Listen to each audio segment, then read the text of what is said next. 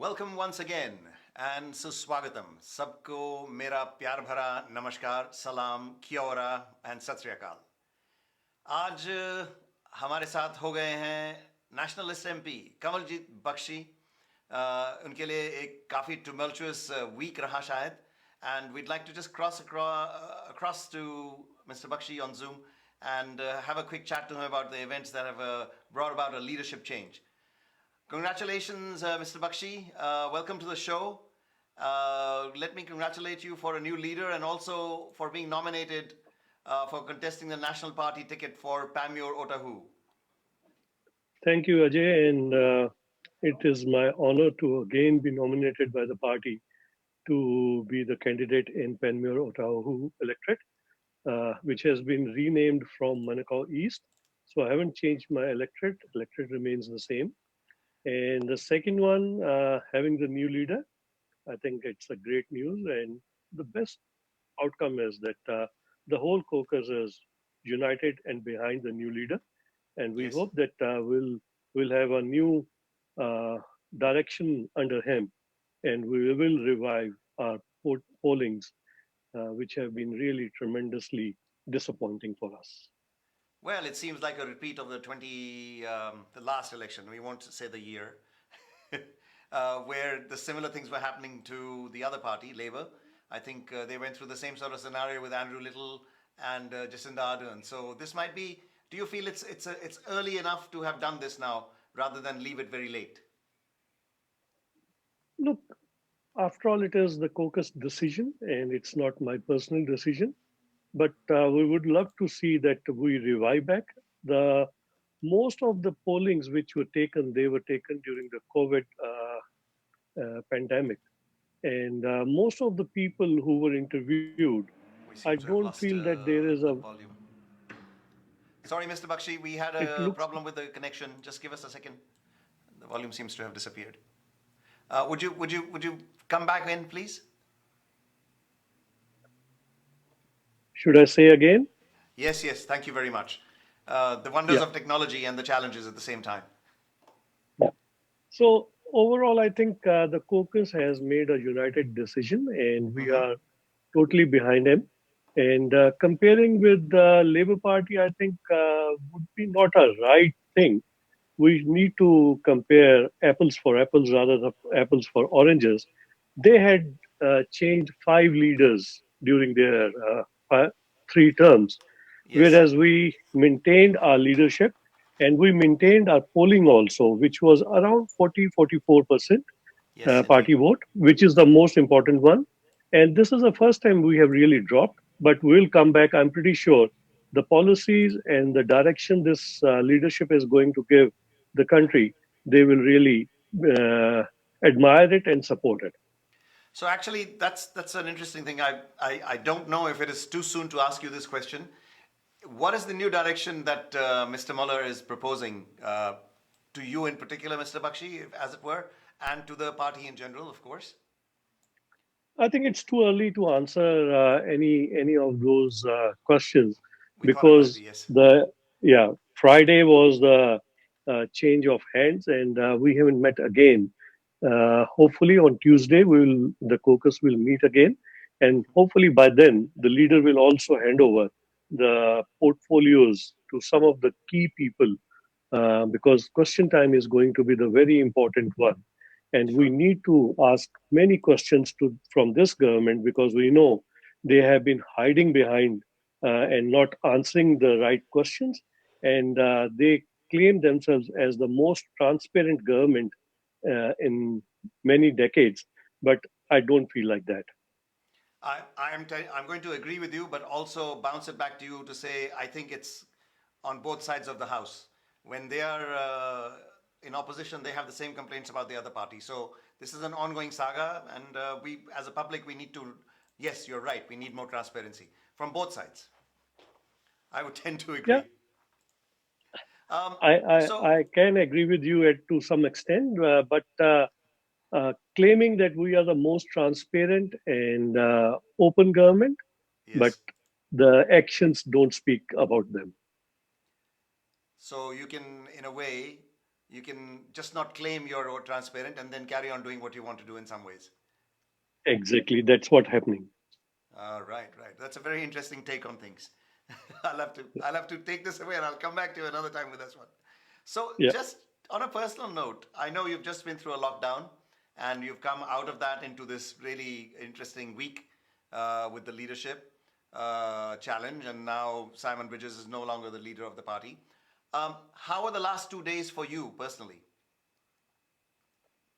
Look, the change of hands means a lot because we need to have a clear direction, and we know from the interviews what Todd Muller has given, and he has clearly mentioned that he wants to make sure that economy is back on the track. That is the foremost thing, and obviously he has taken up the small businesses portfolio for himself, and whatever the leader takes over, that means that he is very keen on that. And we know 95% of the businesses in New Zealand are either small or medium. And for Yes. their survival will make sure that we succeed. And we want to make sure that we have plan for them how to make sure they are successful. Well, National has always been seen as a party that favors business in some ways. You know, it likes to look after their interests. But I think the same kind of policies are coming from both sides right now. It's like both the parties are more centrist than before. There's no left or right. There's no discernible left or right, as it were. So, what would you propose to do differently as a party going forward than what is already being proposed for small business, all the handouts, all the wage subsidies, and all the things that they want to do in terms of a COVID 19 economy booster and budget going forward? What would you see National doing that would set them separate or apart from Labour's policies? So, what we did about week 10 days ago, Mm-hmm. when Simon Bridges was the leader, he Yes. came up with a policy about GST and claiming back your investment up to 150,000. That gives the businesses opportunity to invest more money to make sure that the businesses prevail. So those Certainly. policies hopefully will remain same. And Mm-hmm. definitely it is an election year, and we have done a lot of work. Very first year in opposition, we went out to people and discussed what were the issues. Second year, we started uh, making policies, discussion documents, Mm-hmm. got the feedback, and now they are being converted into policies. And as you know, that election time, a lot of policies are released, and our policies are based on those discussion documents which were released during the 2 years, and Mm-hmm. we are making our policies on those basis.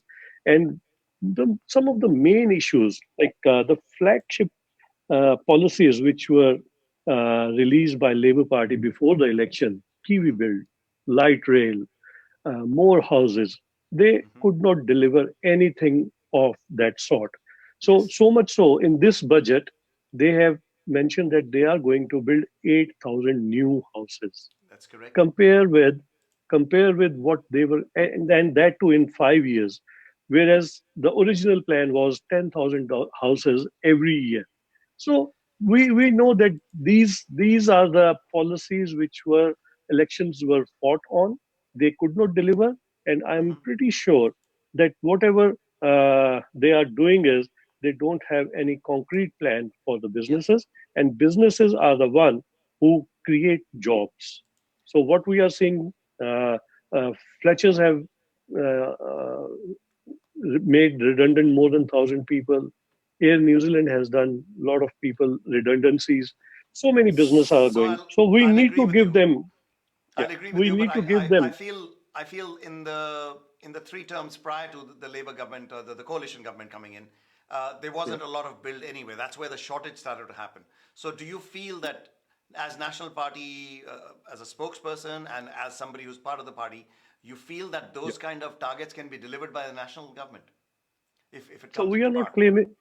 we are not claiming that we are going to build 10,000 houses every year. But if you look at, Then why do you want to catch them on not having done it if you don't want to build it either? yeah, yeah, no, no, So no, we are then the building. public is the one getting We the are problem.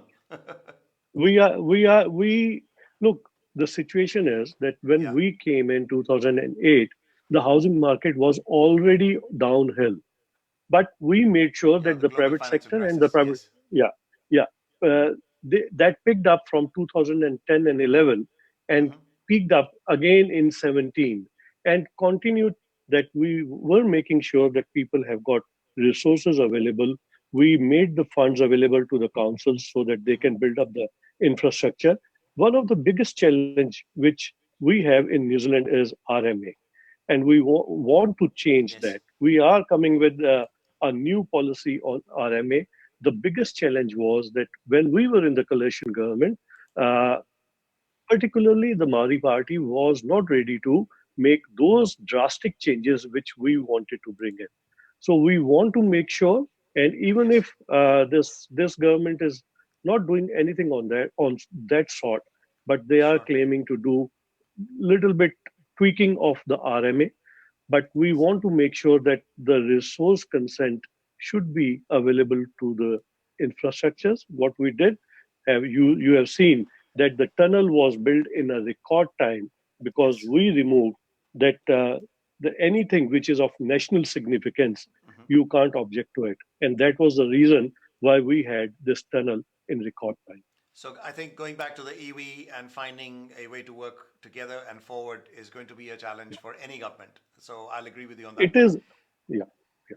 Um, so I think it's fair to say that going forward, you're going to have a very challenging time ahead because of the fact that we are, what, 3.5, 4 months almost, September, to elections. 120 days almost. There you go. 120 days almost.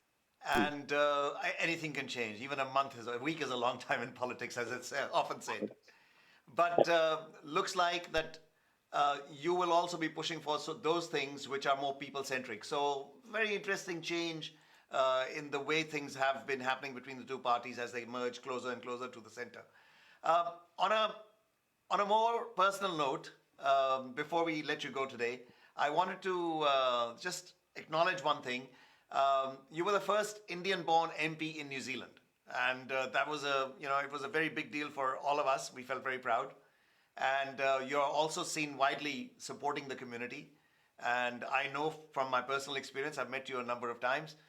You're there at the events, at the gurdwaras, at any kind of public gathering. You're there to lend your support. So we want to really kind of congratulate you on that very public face and being involved in the community. Just wanted to say that. Thank you very much, Ajay. I really appreciate for your those appreciating words, and I really acknowledge that. So the question that comes to mind on the back of that is, if you were the first Indian-born MP in New Zealand, तो उसके बाद first Indian born PM तक की journey में क्या लगेगा? It is a long, long journey. As you remember, you are one of the pioneers families in New Zealand. The first Indians who arrived in New Zealand was 1890, and Yes. it took almost 120 years To to get to get first MP. Indian-born MP. Yeah. So I won't say that it will be 120 years to get a PM, but I'm pretty sure we have got very talented young people who are coming Coming into up. politics, and they are very keen. And those days are not very far away when we will have Indian-born or Indian origin person as the Prime Minister of New Zealand. It's not very Yes. far away. तो अगर होगा तो हमें तो बहुत गर्व होगा. It'll be a little bit like Leo Varadkar in Ireland, and many others Yeah. coming up in other parts of the world. So thank you very much once again, Mr. Bakshi, to join us, and good luck with your plans for the next 120 days. They're going to be going in a tiz, I know. So all the best with your journey to the elections. Thank you, Ajay, and thanks to Indian Weekender for giving me the opportunity to come on your show. And it is quite an interesting show. I saw that interview with Paul Goldsmith also, Yes. and I hope that we'll have sufficient time on your channel because you are one of the most popular newspaper of Indian origin in New Zealand, Yes, and indeed. you will give us the a balanced coverage, and we have already received that, and I hope that will continue. We hope so too, and thank you very much again for joining us. We look forward to talking to you again. Have a nice day. Thank you.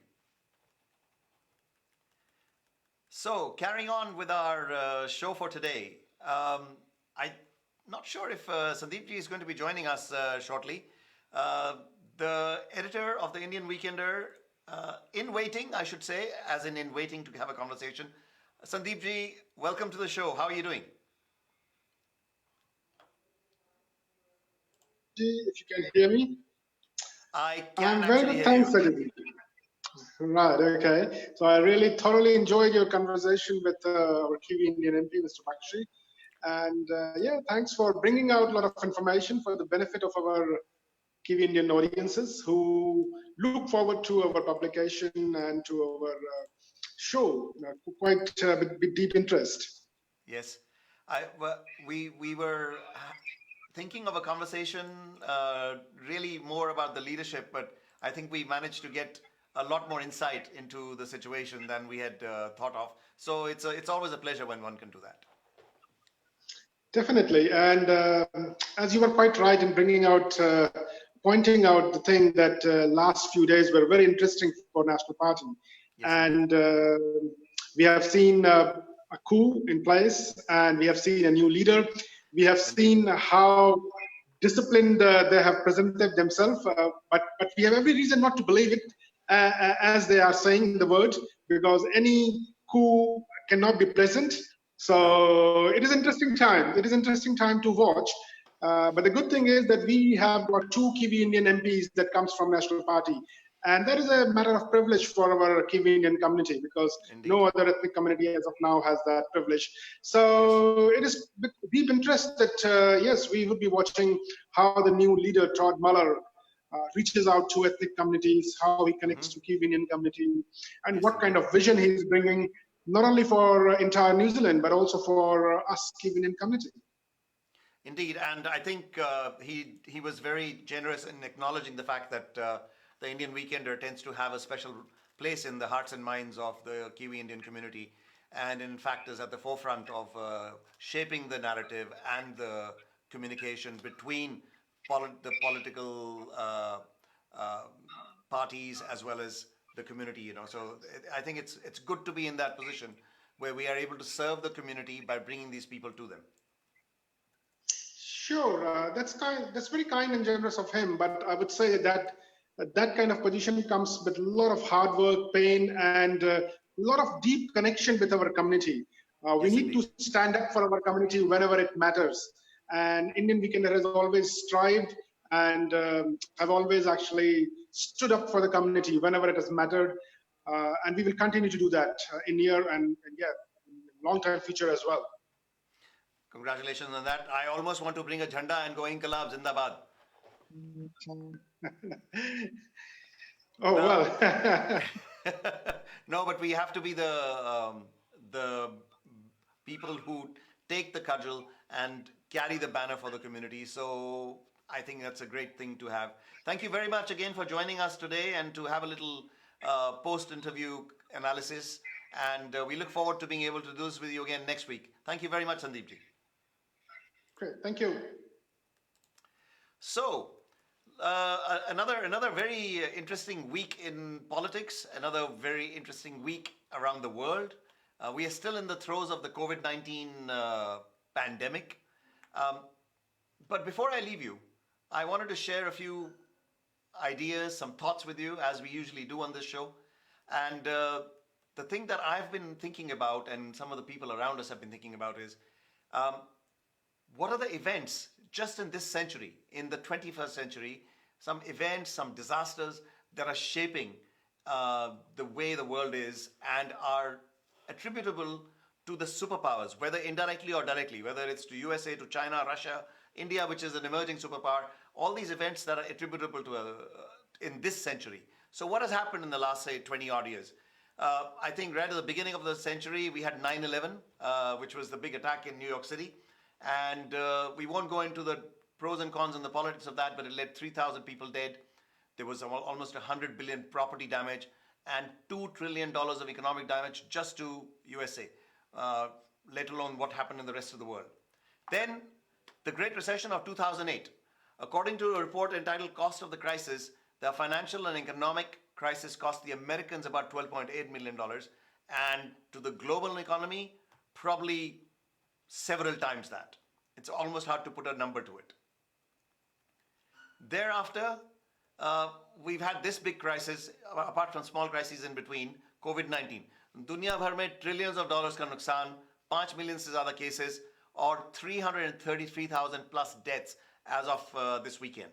So that's a huge change, and the new normal that they keep talking about is going to just change the way we live our lives.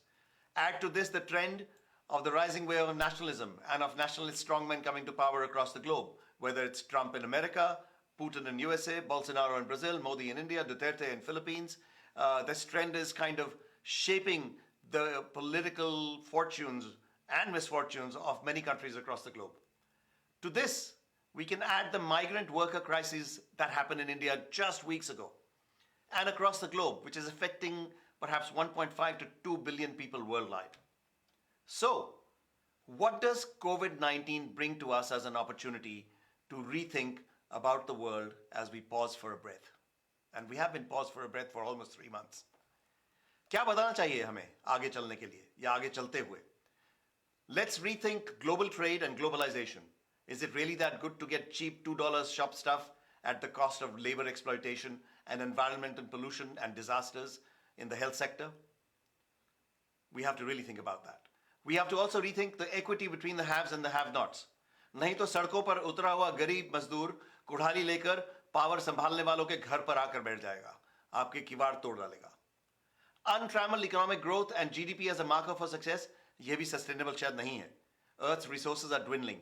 हमें इस पे भी गौर करना पड़ेगा. Protecting the environment. Now we have all seen videos of cities, rivers and seas getting cleaner, the air being more breathable and the water being cleaner as a result of the lockdowns. Why can't we do that without the COVID-19? And food security. There's going to be shortages of food across the globe. With the upcoming decades, the demand is going to increase as the population increases. What are we going to do about maintaining the food security across poor nations as well as the rich nations?